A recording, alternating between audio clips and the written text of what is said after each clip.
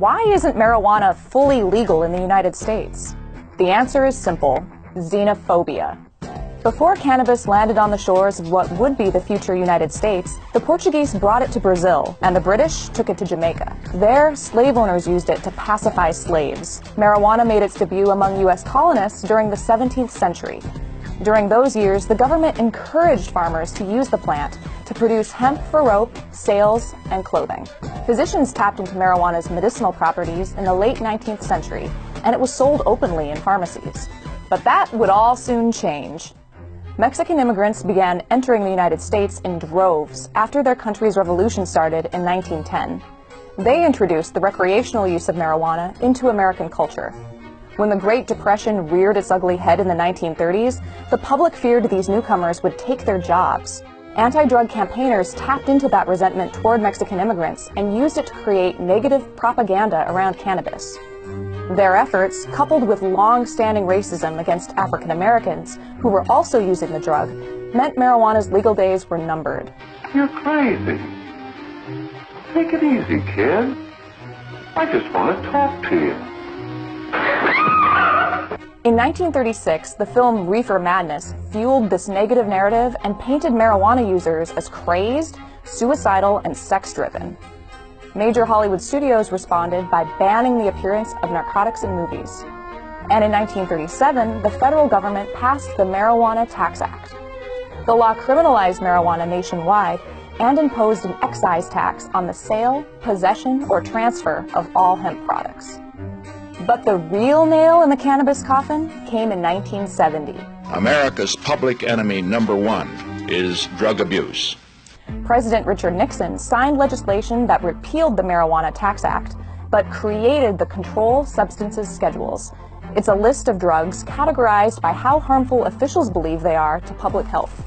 On that list, marijuana was labeled a Schedule I drug, alongside heroin, LSD, and ecstasy. Schedule I means these drugs have no medical use and a high potential for abuse. At this level, substances aren't even allowed to be researched or tested. The Act also established the National Commission on Marijuana and Drug Abuse. The group's purpose was to assess the medical and addictive effects of marijuana. Their first report recommended a partial ban rather than a full-out war on the drug. They also suggested lesser penalties for smaller amounts of marijuana, but Nixon and Congress weren't having any of it. They ignored the report's findings. And as a result, the lives of hundreds of thousands of men and women came to a screeching halt. The federal prison population has grown by at least 900% since the Controlled Substances Act was enacted in 1970. In 2016, more people were arrested for marijuana possession than all the crimes the FBI classifies as violent.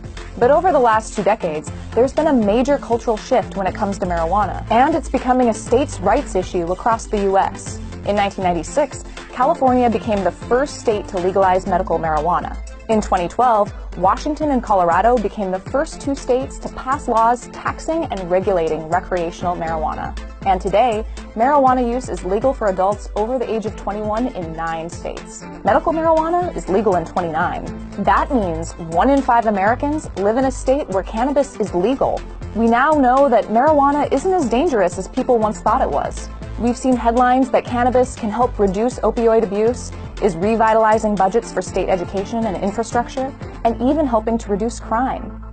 Americans support legalizing the drug now more than ever before, and as surprising as it may sound, a majority of Republicans are on board with that idea.